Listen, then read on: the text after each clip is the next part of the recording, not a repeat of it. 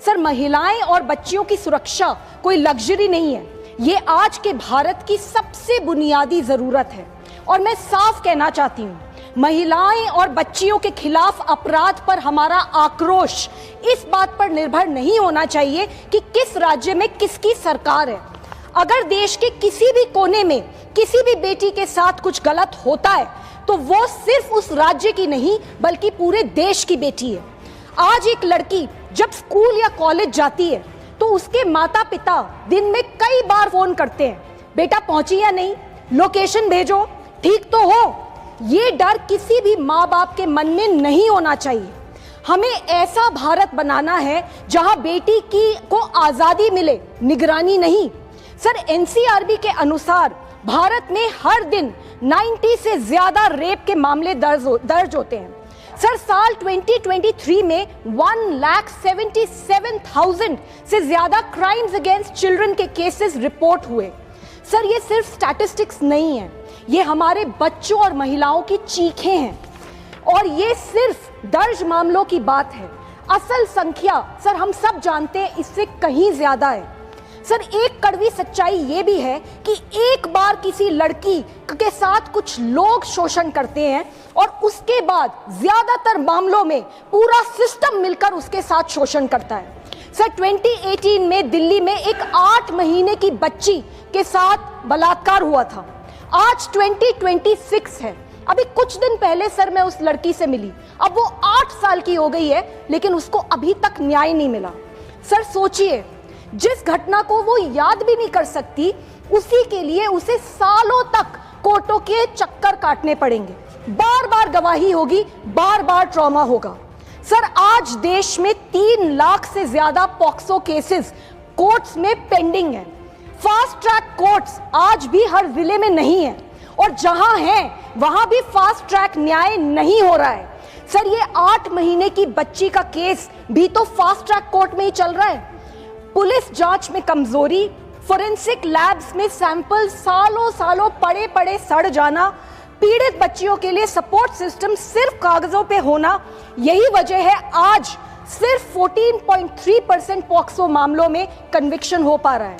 Sir, तारीख पर तारीख पर तारीख लड़की की कमर तोड़ देती है और वो सिस्टम के सामने हार मानने पे मजबूर हो जाती है। सर, ये किसी एक लड़की की हार नहीं होती, ये पूरे देश की हार होती है।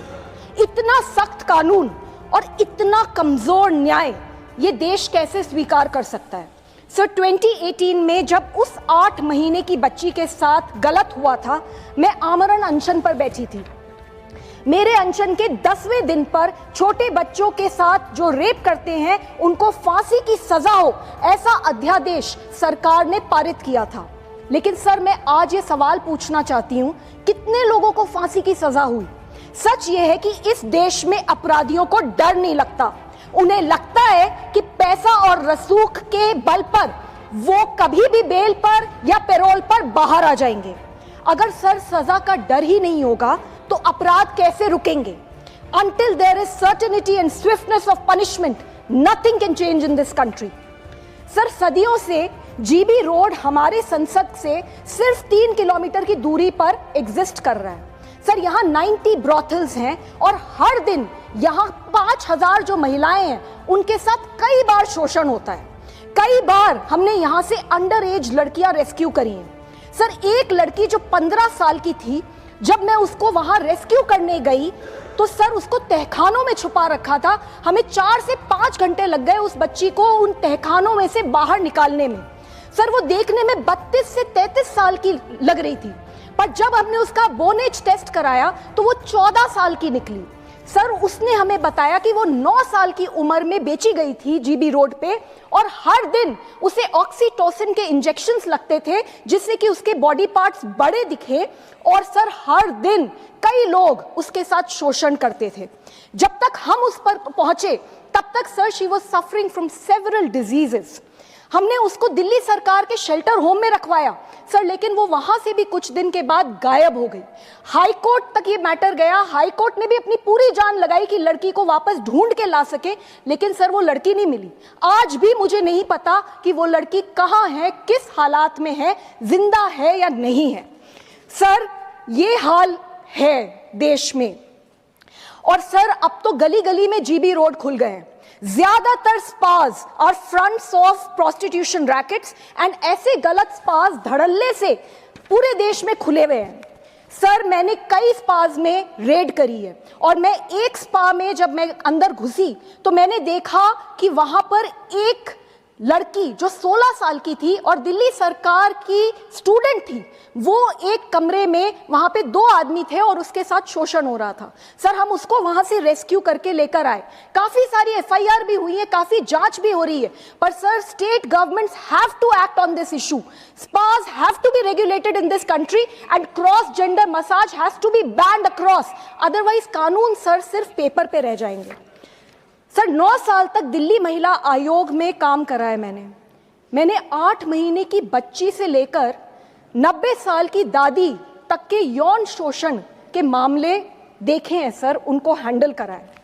और एक बात बिल्कुल साफ है सर, रेप कपड़ों से नहीं होता, रेप मानसिकता से होता है।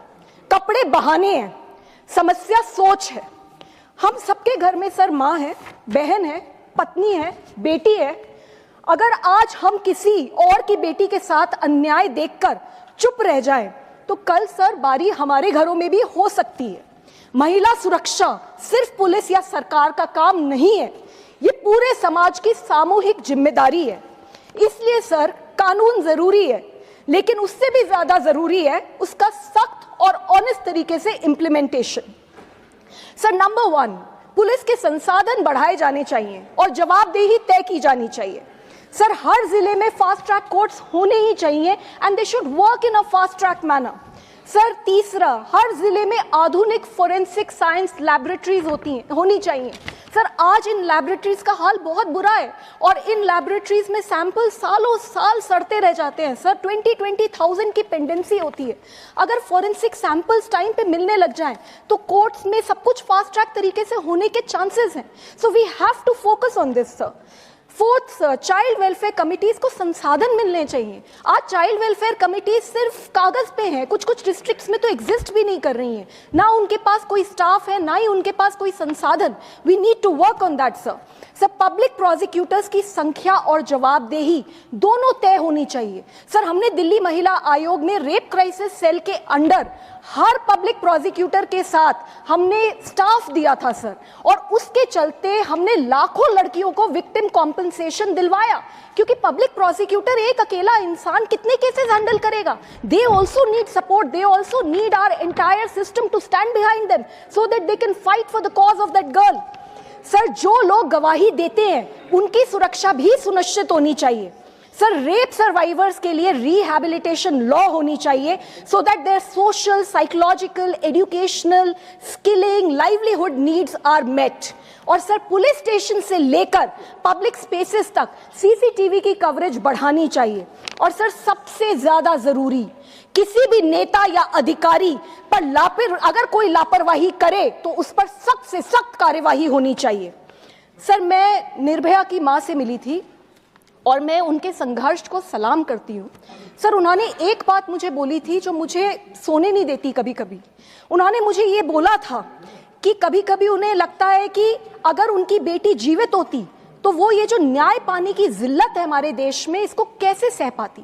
क्योंकि सर निर्भया तक से पूछा गया था कि तुम बस में क्यों गई, ऑटो में क्यों नहीं गई, तुम रात में क्यों गई, तुम दिन में क्यों नहीं गई, वो लड़का कौन था, तुम्हारा बॉयफ्रेंड